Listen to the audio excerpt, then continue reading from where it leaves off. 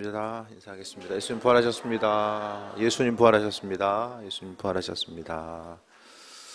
예, 참 기도합니다. 하나님의 사랑 가운데 또 불러주셨습니다. 그리스도 예수 이 땅에 보내주시고 그분의 은혜와 능력 또 부활로 인해서 우리가 새 힘을 얻었습니다. 살아계신 주님 날마다 경험하게 하시고 또 우리 삶의 주인 되시는 주님만 바라보며 새 힘 얻는 귀한 삶으로 인도하옵소서. 예수님의 이름으로 기도드립니다. 아멘. 주님의 부활이 없으면 이제 교회 공동체는 있을 수가 없고요. 예수님의 이제 무덤이 만약에 예수님의 시체가 발견된 채로 교회가 이제 무덤이 발견되면 교회는 그다음부터 이제 존재 목적을 상실하게 됩니다. 전부 다 이제 교회는 문을 닫아야 되는 상황이죠. 그래서 교회의 존재 목적은 바로 그리스도 예수 살아계신 주님을 경험하는 것인데 그 살아계신 주님이 우리와 함께 하심에 대해서 생각했을 때에 부활 자체가 바로 교회의 존립의 근거이고 또 목적이 된다는 것에 대해서 또 잊지 말아야만 합니다. 오늘 사도 바울은 고린도 교인들 가운데서 예수님의 부활에 대해서 이야기하는데 고린도 교회 많은 이들이 예수님의 실제적인 그 부활 자체에 대해서 믿지 않는 사람들이 있었습니다. 그러니까 그 고린도라는 지역 자체가 헬라 지역에 있다 보니까 로마의 중요한 또 도시로서 부활에 대한 개념 자체가 익숙하지 않았고, 그러니까 믿음에 대해서 막연한 믿음은 가지고 있었지만 부활에 대해서 믿지 않는 또 수많은 사람들이 고린도 교회 가운데 있었습니다. 우리 생각하면 주님의 부활이 믿어지지 않는데 어떻게 신앙이 될 수 있을까? 좀 아이러니하지만 그 당시에 보면 주님의 부활과는 주님의 부활을 믿지 못한 이들이 고린도 교회 가운데 있었기 때문에 오늘 바울 사도는 예수님의 부활의 확실성에 대해서 오늘 말씀을 통해서 강조하고 있습니다. 주님의 부활이 아니면 성경에서 보면 이제 신구약 전체를 보면은 부활하신 예수님에 대해서뿐만 아니라 이제 다른 사람들도 나오게 되죠. 부활한 존재가 유두고도 있고 또 누가 있습니까? 나사로도 있고 또 구약을 통해서 보게 되면 과부의 아들이 또 죽었다가 다시 또 살아나게 되고 여러 사람들이 이제 죽음 이후에 또 다시 살아나게 되는 이런 내용들을 또 발견하게 되는데 그러니까 죽음에서 살아나는 거, 그것이 바로 이제 뭐 이성적인 방법 가지고는 믿을 수 없지만은 성경에 나와 있는 수많은 것들이 이성의 영역을 넘어서서 이야기하고 있고 제가 자주 강조드리지만은 우리가 성경에서 있어서의 그 주님의 부활하심은 우리가 어떻게 증명하면서 나아가야 됩니까? 삶을 통해서. 성경은요, 이 기록된 말씀과 계시된 말씀이 있잖아요. 기록된 말씀이 우리가 보고 있는 성경이고 계시된 그 말씀은 우리가 기도할 때마다 하나님께서 응답하시고 삶을 통해서 함께 하시는 거. 그러니까 여러 가지 면에서 부활하신 예수님은 말씀에만 존재하신 것이 아니라 우리의 삶의 구체적인 삶의 영역 가운데서 실제적으로 개입하셔서 그분의 선하신 뜻과 인도하심을 우리에게 비춰주신다라는 거예요. 그래서 그 대표적인 사람이 바울 사도죠. 바울은 원래 예수님을 안 믿던 사람이었죠. 오히려 믿는 사람들을 박해하고 아마 바울이 제일 듣기 싫어했던 말이 아마 예수님께서 부활하셨다라는 거. 그 얘기를 아마 가장 듣기 싫어했을 거예요. 예수님 만나기 전에. 그런데 우리가 아는 것처럼 바울이 다메섹 도상에서 부활하신 예수님에 대해서 만나게 되죠. 그 만나고 나니까 바울에게 있어서 예수님의 부활 사건은 들어서 한 것이 아니라 실제적으로 경험되는 사건. 그 어느 것보다도 가시적으로 마음속에 깊은 곳까지 이제 새기게 되는 실제적으로 부활하신 예수님의 빛 가운데 사도 바울은 만났기 때문에 그 만난 경험 자체를 누구에게도 또 누구도 부인할 수 없었고 그는 담대하게 주님의 부활 사건 자체를 전할 수 있게 되었음을 또 이야기합니다. 그래서 예수님의 부활 사건이 우리의 삶에 있어서 어떤 의미성을 갖는지도 분명히 돌아봐야 되는데 예수님의 부활 그러니까 지금도요 사도 바울을 만나주셨던 그 예수님은 우리의 삶의 여정 가운데 알고자 하고 만나고자 하는 이들에게 분명히 비춰주시고 그분께서 무덤이 아니라 지금도 살아 역사하신다는 사실을 말씀하고 있어요. 기도한다는 건요. 우리가 기도한다는 것의 전제 조건은 무엇입니까? 기도하는 거. 기도는 예수님께서 부활하셨다는 것을 전제 조건으로 이야기하죠. 예수님께서 무덤에 있으면 누구에게 기도합니까? 우리가 잊지 말아야 될 것은 하나님의 살아계심도 결국에는 그리스도 예수 주님을 통해서 드러나고 증명되고, 그러니까 기도한다라는 것은 하나님께서 여전히 살아 역사하신다라는 그것에 대해서 이야기하는 거죠. 그래서 날마다 우리는요, 순간순간 신앙생활을 한다라는 게 무슨 뜻이냐면요, 부활하신 예수님과 교제하고 그분을 경험하는 것이 바로 신앙의 여정입니다. 그래서 초대교회도 마찬가지입니다. 새벽에도 말씀드렸던 것처럼 초대교회의 공동체 가운데서요, 그들이 이제 안식일의 개념, 대부분 유대인이었었던 그들은 안식일, 금요일을 중요하게 여겼어요. 그런데 어느 순간부터 안식일을 버리고 그 안식일의 개념을 주일로서 바꾸게 됩니다.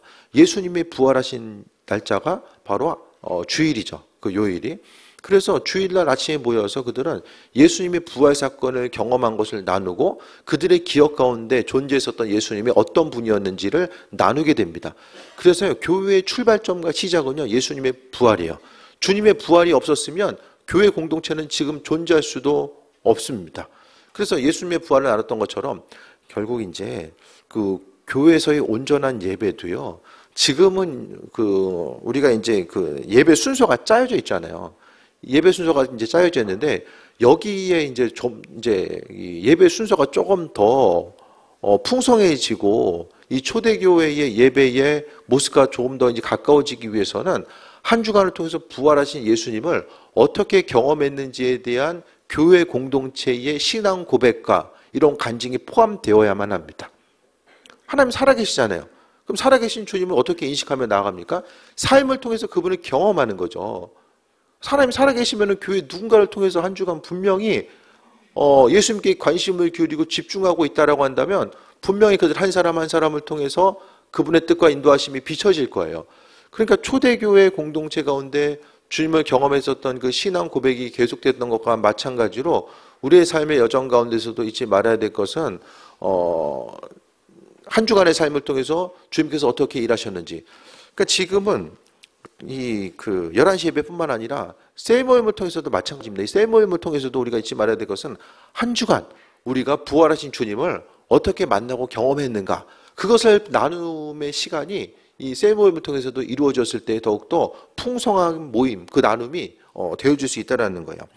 2절 봅니다. 너희가 만일 내가 전한 그 말을 굳게 지키고 헛되이 믿지 아니하였으면 그로 말미암아 구원을 받으리라. 주님의 말씀에 대해서 듣고 헛되이 믿는다는 건 뭐죠? 행하지 않는 거예요. 말씀에 대해서 행하지 않고 주신 말씀을 듣고 행하지 않는 것 자체가 헛되이 믿는 것입니다. 헛되이 믿고 믿지 아니하면 그로 말미암아 구원받는다. 그러니까 구원의 사건은 믿음으로 이야기하는데 그 믿음은 무엇입니까? 단순히 주께서 부활하셨구나, 이것을 내가 지적으로 동의되고 그분을 바라보는 그것에 머무는 것이 아니라 온전한 믿음이라는 것은요, 내 삶을 움직이게 하는 것. 사람이 확신이 있으면 움직이죠. 확신 없으면 안 움직여요. 우리가 움직이고 반응한다는 것은 이 확신이 있다는 것을 이야기합니다.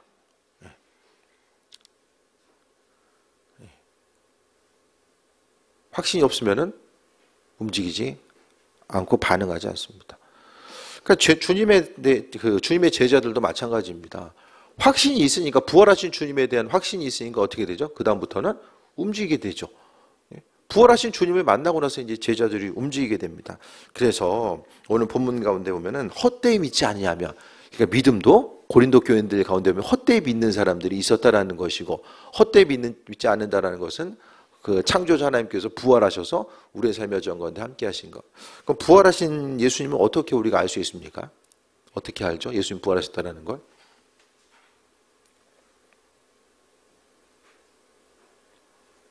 한 명씩 이름 부르고 물어보고 싶은데 좀 부담스럽겠죠?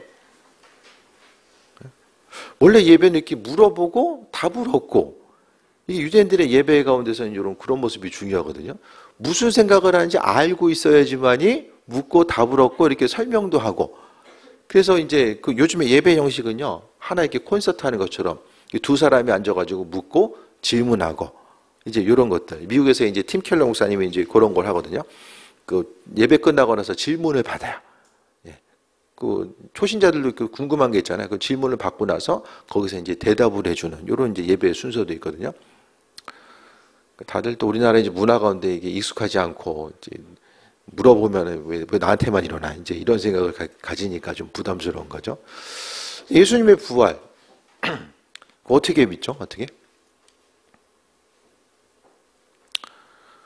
전 그냥 믿어졌어요. 그냥 가장 큰 은혜인 것 같아요. 그냥 믿어져. 그냥 믿어져. 그러니까 그냥 믿어지는 분들이 가장 큰 은혜예요. 예? 성향 자체가 이렇게 막 이렇게 귀가 이렇게 팔랑거려가지고 믿는 것도 아니고 그냥 마음속 깊은 곳으로부터 그냥 믿어지는 거.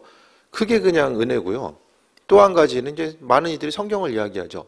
성사학자들은 동일하게 이야기합니다. 성사학자들, 성경을 이야기하는 또 사회학자들도, 사회 구성원들, 이 성경은요, 고대 근동의 문헌이 아주 정확하고도 자세하게 기록된 것이 또 성경이거든요.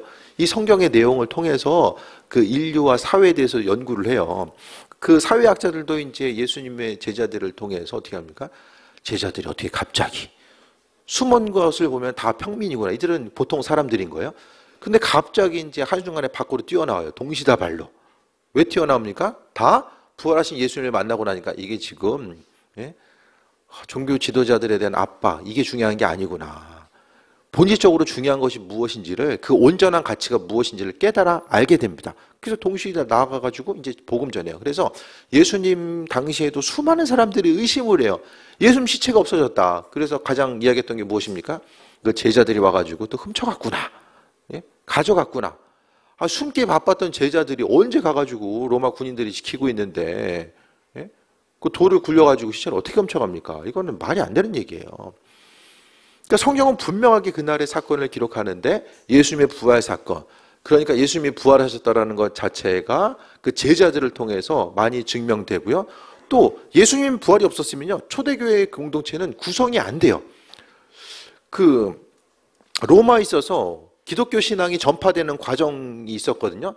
예수님 이후에 제자들이 복음 전해가지고 한 번에 이렇게 불 붙는 것처럼 완전히 이렇게 폭발적으로 이렇게 복음이 전파된 것이 아니에요. 조금씩 지나가다가 어느 순간부터 속도를 붙고 교회 공동체가 확장돼 나가게 됩니다.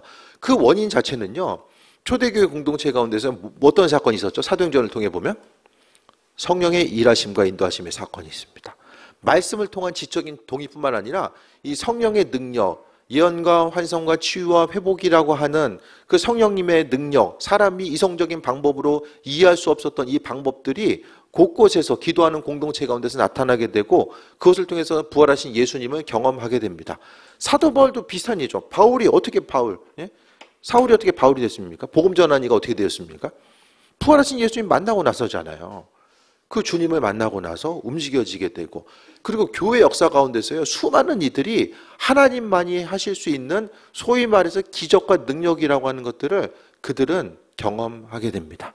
그 기적을 경험하는 것을 통해서요, 하나님의 살아계심과 인도하심과 그 예비하심을 경험하고 또 앞으로 나아가는 그 모습을 이야기한 거죠. 이 시대 가운데서도요, 수많은 사람들, 과학이나 기술의 영역에 있는 사람들도 그들의 각각의 영역에서 하나님께서 살아계시구나, 일의 영역 가운데서 하나님의 그 이끄심과 인도하심과 예비하심을 바라보면서 이제 나아가게 됩니다.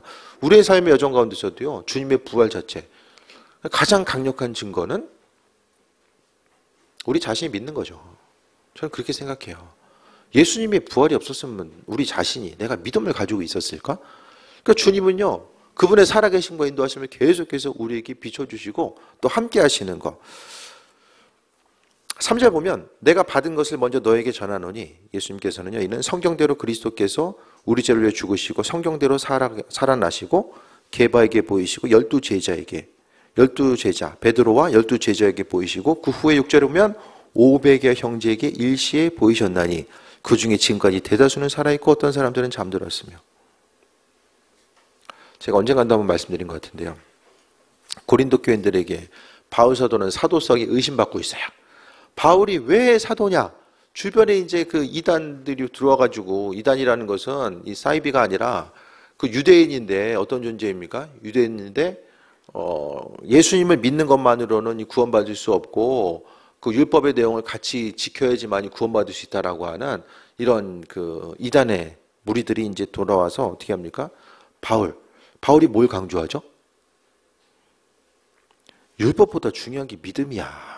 이거 이야기하잖아요. 율법은 죄를 깨달아 알게 하고 온전한 믿음을 가지고 있을 때 하나님 말씀대로 살다 보면 율법을 지킬 수 있어. 율법 지켜서 구원받는 게 아니야라고 이야기해요. 그런데 예수님 믿는 그 유대인들은 어떻게 생각합니까? 조금 더 구별을 지어야 되는 게, 여기서 예수님 믿는 유대인이라는 것은 율법과 믿음, 예수님과 율법의 내용을 이것을 이제 동일하게 봐요. 동일하게. 50대 거의 50으로 보는 거예요. 아니면 율법을 더 크게 보거나. 믿음도 중요한데 율법의 내용이 조금 더 중요해. 근데 바울은 반대적인 것을 이야기하잖아요. 율법보다 믿음이 중요하다고 이야기하니까 바울이 저기 이단이구나. 예?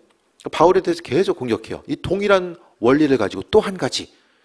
바울은 예수님 만난 적이 없어. 참 아이러니한 게 뭐냐면요.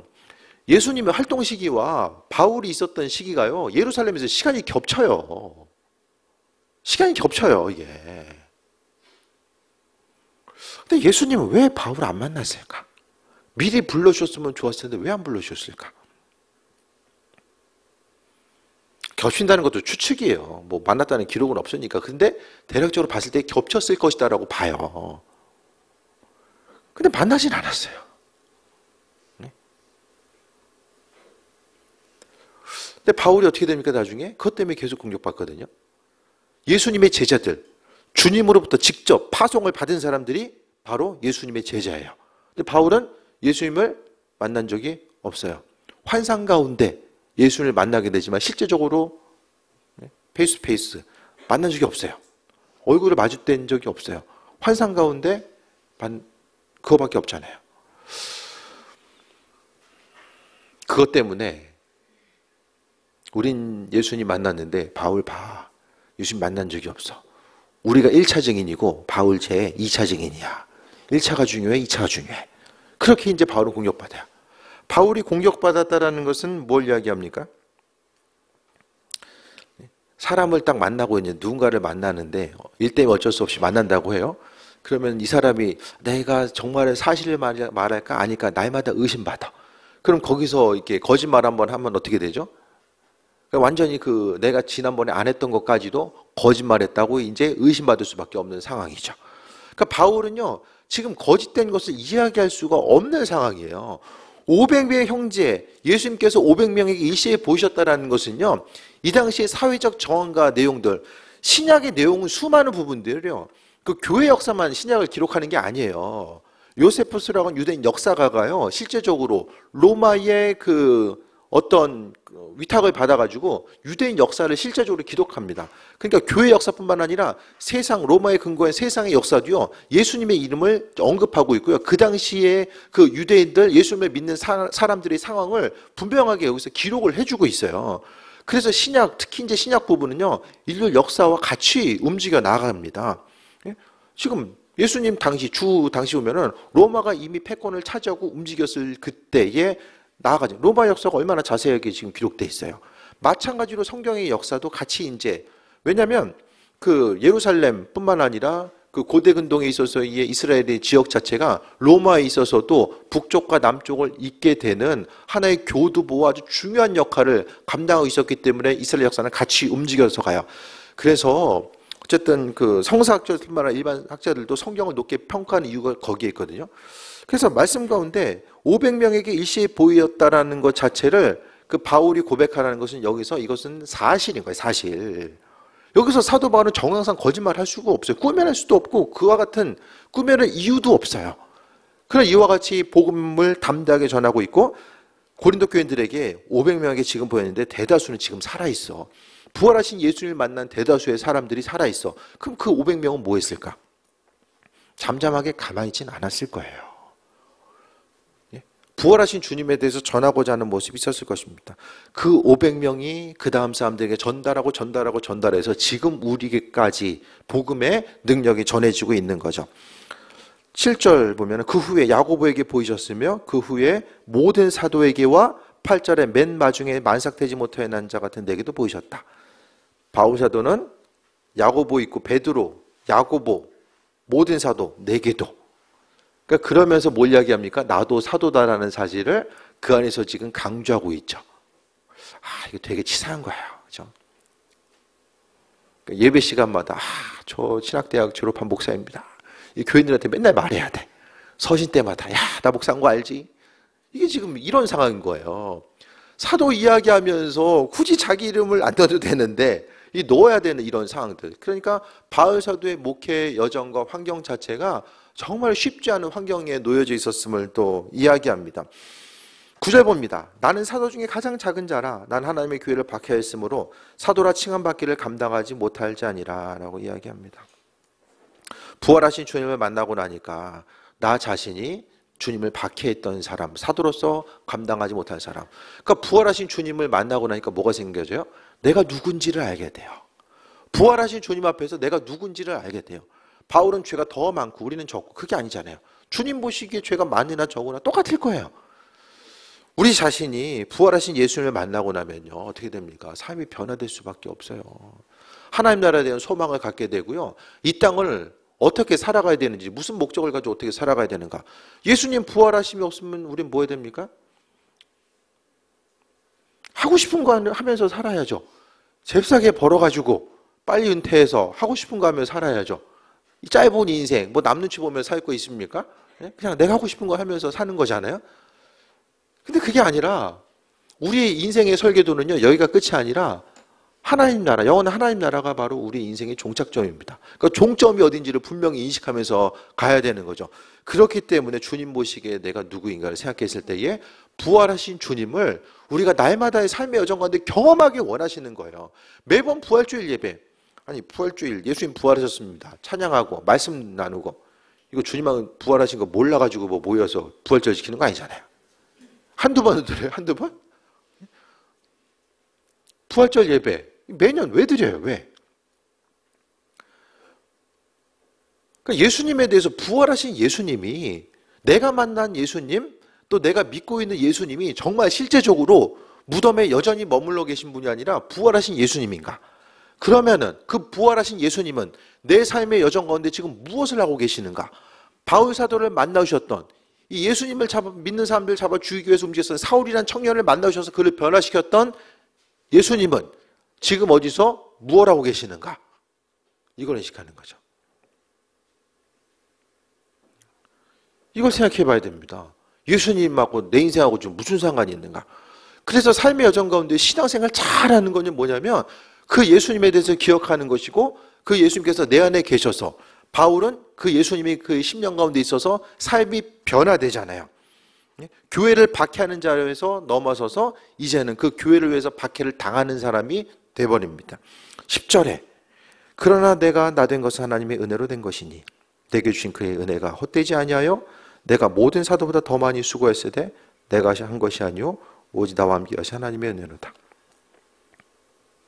그러니까 결국 바울이 그 자신이 자신 된 거, 내가 나 된 것은 다 하나님의 은혜라고 이야기하는데 예수님께서 부활하셔서 나 자신을 만나 주셨기 때문에 이와 같은 삶을 살아갈 수 있었다라고 이야기하고 은혜가 헛되지 않게 하기 위해서 내가 모든 사람보다 더 사도보다 수고했다라고 이야기합니다. 그러니까 주님의 은혜, 나를 만나 주신 은혜 때문에 바울 사도는 예수님과 더불어서 마음의 중심을 그분께 두고 나아가는 것이고 나와 함께 하신 하나님의 은혜. 바울에게 있어서 지금 은혜는 무엇입니까? 고생하잖아요. 고생. 예수님 만나고 나서 엄청나게 고생하잖아요. 바울의 고난 스토리가 고린도서에 얼마나 잘 나와 있습니까? 다른 서신서도 아니고 왜 고린도후서에 그토록 그 자세하게 바울이 이래저래 40에 하나는 가만 매를 계속 맺고 맞고 배고픔과 추위 이거 왜 이야기합니까? 고린도 교인들이 바울에게서 제일 안티 세력인 거예요. 그러니까 그들 향해서 이야기할 수밖에 없었고 하지만 그 고난했던 것이 저 목 저렇게 숙이고 있으면 목 디스크 오는데 잘 들어야 돼. 잘 청년부 예배 시간에 모르겠는데 하면은 진짜 개별 교육 들어가야 돼요. 이렇게 지금 열심히 예수님의 부활을 이야기하고 있는데 지금 아무튼 계속 조지 마세요 얘기하고 싶지만 이게 흐름이 끊기니까 제가 얘기를 안 하는 거예요. 그러니까 옆 사람 이렇게 딴 곳으로 가 계신다 그러면 옆에서 찔러야 돼. 찔러드려야 돼. 가 계시는 분들 이곳으로 모일 수 있게 정신줄이 여기로 모일 수 있게. 부활하신 주님. 바울에게 있어서 고난이 하나님의 은혜입니까? 고난이? 우리가 생각하는 은혜와 바울이 생각하는 은혜가 좀 달랐던 것 같아요. 바울이 생각하는 은혜는 부활하신 주님을 만나니까 가치관이 변했어요. 이전에 중요하게 여겼던 것들이 부활하신 주님 만나니까 가치가 변한 거예요. 그래서 이전에는 세상 가운데 더 많은 것들을 소유하는 것, 더 높은 자리에 올라가는 것, 세상적인 관점 같은 것이 은혜였다라고 한다면 이제는 참된 은혜는 주를 위해 고난받는 것이 은혜구나. 왜? 예수님께서 고난 이후에 부활을 하시고 또 하늘 보좌에 오르셨던 것처럼 고난과 또 부활이라는 것은 하나로 가는 거죠. 근데 그 고난은 겪으려고 하지 않고 오히려 그냥 그 부활의 영광만 누리고자 하면 오히려 속게 되는 거죠. 수고한 것이 나와 함께 하신 하나님의 은혜다. 우리가 고난당하는 거, 주를 위해서 고난당하는 거, 이것을 은혜라고 이야기합니까? 이것이 은혜가 되기 위해서는 부활하신 예수님을 내가 만나고 내 안에 그분께서 살아 역사하심을 경험해야지만이 부활하신 주님 자체, 그러니까 그분들로 인해서 고난당하는 것이 바로 은혜가 될 수 있다는 거예요. 11절에 그러므로 나나 그들이나 이같이 전파하며 너희도 이같이 믿었느니라. 전하는 사람이 있어야지만이 믿을 수 있고, 믿음은 어떻게 전합니까? 내 안에 그리스도께서 살아계심이 긴가민가 하면은 전할 수가 없어요. 그분께서 살아 역사하심이 온전히 믿어져야지만이 내 삶을 통해서 그리스도 예수도 증거되고, 그것을 통해서 또 삶의 여정 가운데 믿음도 나타내고 믿지 않는 사람들이 믿게 되는 결과도 이루어지는 거죠. 그러니까 소망은요, 예수님 안에 있고, 예수님 어디 계신가? 우리 함께 계신다는 거예요. 하나님은 하늘에만 계신 것이 아니라 우리의 삶의 여정 가운데 개입하기를 기뻐하시고 함께 하시기를 원하시는 분.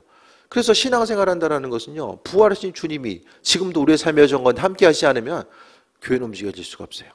교회는요, 사단이 얼마나 교회를 무너뜨리기 위해서 공격합니까? 이 모양 저 모양으로 별로 중요하지 않은 것임에도 불구하고 거기에 목숨 걸게 하고, 창조주 하나님의 뜻, 교회 공동체는 항상 예수님께서 잡고 계시고 그분께서 주인이 되시지 않으면 날마다 흔들리는 터전 가운데 있는 거예요. 교회를 박해했었던, 인류 역사상 교회를 박해했었던 사단, 세상 권력과 공동체를 이용해서 교회를 박해했었던 사단은 지금 뭐 하고 있을까? 아무것도 안 하고 있지는 않을 거예요. 끊임없이 사단도 일하고 있죠. 그렇다라고 한다면 우리에게 있어서 가장 강력한 무기와 능력은 무엇입니까? 부활이에요, 부활. 예수님의 부활 때문에요, 환난과 어려움이 있어도 이겨내갈 수 있는 거예요. 주님에 대한, 부활하신 주님 만날 것에 대한 소망함, 아버지께서 부활하신 주님이 나와 이 시간에도 함께 하시기 때문에 이겨나갈 수 있는 거죠. 그게 아니면요, 세상 모든 환난과 어려움과 변수들, 또 사람이 감당할 수 있는 것도 있지만 감당하기 힘든 수많은 것들, 그 주님의 능력과 인도하심이 아니면 감당할 수 없는 거죠. 만약에 예수님께서 이 땅에 오시지 않아도, 또 주님 없이도 우리의 삶이 그럭저럭 인생이 그냥 살아갈 수 있었으면은 주께서 이 땅에 오시지 않으셨을 거예요. 그러니까 하나님은요, 우리를 창조하실 때에 예수님께서 우리의 심령 가운데 거하시지 않으면은 우리가 온전한 삶을 살기 힘든, 하나님께서 이렇게 창조하셨잖아요. 죄로 인해서 무너질 수밖에 없고 고통받을 수밖에 없는 우리들, 그들을 향한 주님의 뜻과 인도하심. 우리 심장 되시는 분, 우리 핵심적인 모든 것들, 우리의 살아있음의 증거는요, 그냥 심장이 뛰고 숨 쉰다고 살아있는 것이 아니라 부활하신 예수님께서 내 안에 심장이 되셔서 내 안에 온전히 거하셨을 때에 그때부터 볼 수 있는 것들을 보게 되고요, 들을 수 있는 것들을 듣게 되고, 세상 환경의 시야가 갇히지 않고 창조주 주님의 눈으로서 세상을 바라보게 됩니다. 그래서 삶을 어떻게 살아가야 될지, 서로를 향한 관계성을 어떻게 가져가야 될지, 그냥 내 생각과 관점에 사로잡혀서 보이는 것만 보고 판단하고, 그 판단하는 것에 의해서 감정의 기복이 생기는 아주 단순한 모습이 아니라, 하나님께서 우리를 창조하신 대로, 하나님의 형상대로 우리를 창조하셨다라고 하잖아요. 그 창조하신 형상대로 삶을 살아가기 위해서 핵심적인 것은 그리스도 예수 주님께서 내 삶에 거하실 때에, 시간은 지나가고 그로 인해서 세월의 흔적은 우리의 삶의 여정 가운데 계속해서 나타날 수밖에 없어요. 세월이 지나간다는 건요, 의지를 가지고 할 수 있는 것보다 제한적인 것들이 훨씬 더 많아질 수밖에 없는 모습을 이야기합니다. 의지를 가지고 있다라고 해서 내가 마음먹은 대로 움직일 수 없는 상황들이 계속해서 앞으로는 나타날 확률이 더 많아진다는 거죠. 그렇다고 한다면 우리가 앞으로의 삶을 살아가는 것이 육으로만 살 것이 아니라 내 안에 영으로 함께 하시는 부활하신 주님과 더불어서 그분의 은혜 가운데 하루하루의 삶을 살아가야 되는 것을 말씀하고 있습니다. 그래서 우리가 절망의 순간, 내가 왜 절망하지? 이 예수님과 연결이 되는가? 내 안에 예수님 계셔도 이것이 정말로 절망할 만한 일인가? 부활하신 주님을 마음속에 모시고 삶을 살아가도 이것이 정말 절망할 만한 일인가? 세상 가운데 사단이 만들어 놓은 덫 앞에 거기에 이제 그 올무에 걸려가지고 마음과 생각을 빼앗기고 살다가는 아무리 내 안에 소중한 것이 있어도 그것을 잊어버리고 나아가게 됩니다. 아무리 소중한 것이 있어도 사용하지 않으면 나와는 상관없는 것이 돼버리기 때문입니다.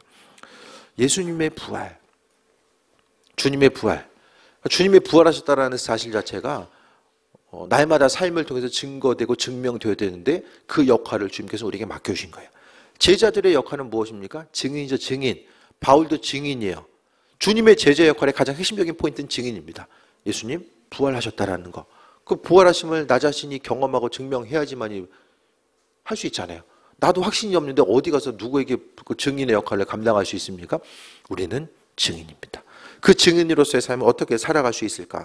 바울 사도는 오늘 본문의 전체적인 내용, 이 고린도라고 하는 이런 지역을 통해서 우리가 생각해 봤을 때에 이 교회 공동체 가운데 이 관계성 가운데서 행해야 될 바가 무엇인지를 바울 사도는 무엇보다도 그리스도의 부활에 대해서, 그러니까 모든 문제는요, 주님의 부활을 경험하지 못하고 인식하지 못하는 데서로부터 출발하게 됩니다.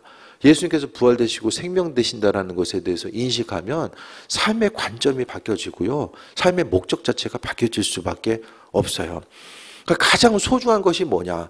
이 세상 가장 소중한 가치가 뭐냐? 바로 그리스도 예수, 부활하신 주님이라는 거예요.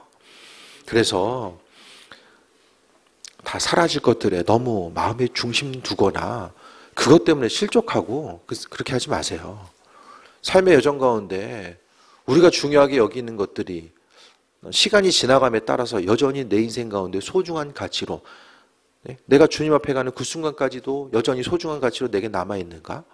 이런 부분에 대해서 생각해 보는 것이 조금 더 지혜로운 삶의 모습입니다. 그래서 부활하신 예수님은 지금 어디서 뭘 하고 계실까? 내 안에서 살아 역사하시고 인도하시는 분, 그분이 창조주 되시고 은혜와 충만함으로 함께 하신다는 것에 대해서 다시 한번 돌아보며 믿는 자로서 부활하신 주님과 믿음의 교제하고 또 부활의 증인으로서 매번 예배의 순간 한 주간의 삶이, 매번 주일 예배뿐만 아니라 매번 드리는 예배가 다 부활하신 주님을 경험하고 나누고 그 주님을 고백하고 찬양하는 시간이 되어야 됨을 기억하셔서 예수님 때문에, 부활하신 예수님 때문에 기쁨과 소망함이 넘치는 귀한 삶 되시기를 축원드립니다. 주신 말씀 가지고 기도하겠습니다. 부활하신 주님 만나고 주님과 교제하는 이 귀한 삶, 아버지께서 살아계심에 대해서 감사하고 기쁨을 누리기 원합니다. 이 시간 잠시 통성으로 기도합니다. 주님, 부활하신 주님을 경험하기 원합니다. 내 안에 주인 되셔서 역사하시고 일하시며 오직 아버지만 바라보시는 그네와 풍성함이 우리 심령 가운데 날마다 더해질 수 있도록 주관하여 주옵소서. 주님 영광 받으시옵소서.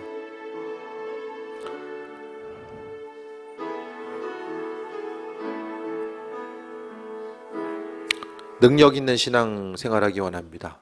환경에 눌리거나 이끌림 받지 않게 하시고 아버지께서 능력으로 부활하셨던 것처럼 그 부활하신 주님이 내 안에 계심으로 인해서 우리가 무엇을 할 수 있는지를 분명히 인식하게 하시고 주님과 더불어서 또 쓰임받고 인도함 받고 또 증인으로서의 삶을 살아갈 수 있도록 주관하여 주시고 그 일을 감당할 수 있도록 힘과 능력으로 일하시옵소서. 예수님의 이름으로 기도드립니다. 아멘.